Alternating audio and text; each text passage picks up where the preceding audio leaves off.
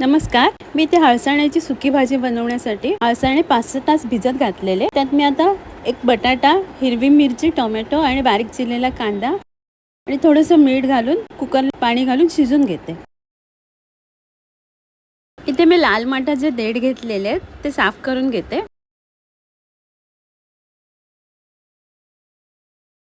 अशा प्रकारे मी साफ करून घेते आणि स्वच्छ धुवून घेते. भाजी धुवून पाणी निथळलेले आहे. आता मी ते बारीक बारीक चिरून घेते.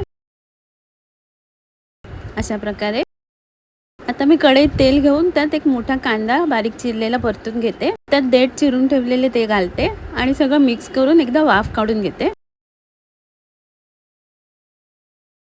आता लाल मिरची पावडर, हळद, हिंग घालून सगळं मिक्स करून घेते.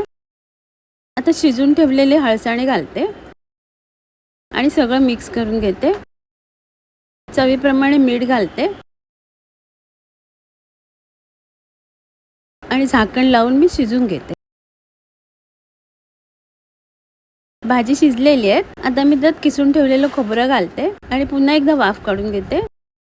वरून कोथिंबीर घालते. हळसाणे घालून लाल मटाच्या देठाची भाजी तयार आहे. इथे मी अरवी घेतलेली आहे, ती स्वच्छ साफ करून पाणी घालून मी कुकरला शिजून घेते. अरवी शिजलेली आहे, त्याची मी सालं काढून घेते. आता अरवी चिकट असते म्हणून त्याला हाताला तेल लावून घेते आणि अशी मी गोल गोल कापं चिरून घेते. मोठी एका बाजूला ठेवते आणि बारीक बारीक एकीकडे ठेवते. आता बारीक कापलेली अरवीची कापं मी कढईत तेल घेऊन त्यात लालसर भाजून घेते. आता एका बाजूला मी तेल घालून त्यात आलं, लसूण आणि मिरची परतून घेते. आलं लसूण परतून झालेले. आता मी अरवीची कापं सगळं एकत्र परतून घेते. त्यात धणे जिरे पावडर, लाल मिरची पावडर घालून सगळं मिक्स करून घेते.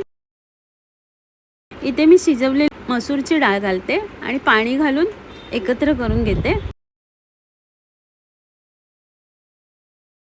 अर्धा टोमॅटो, चवीप्रमाणे मीठ, कोथिंबीर घालून छान उकळी काढून घेते. डाळीला फोडणी द्यायसाठी मी एका भांड्यात तेल घेतलेले आहे. त्यात जिरं, सुकी मिरची, कढीपत्ता आणि हिंग घालून डाळीला वरून फोडणी दिलेली आहे.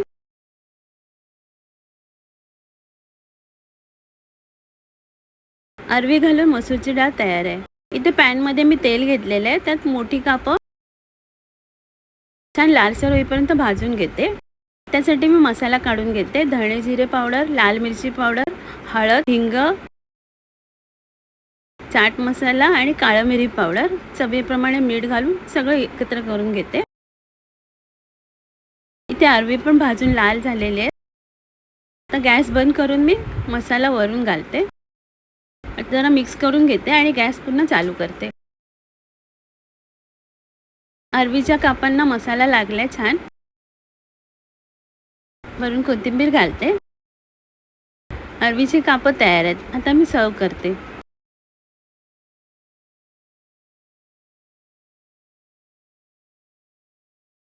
आजचा व्हिडिओ पाहिल्याबद्दल खूप खूप धन्यवाद.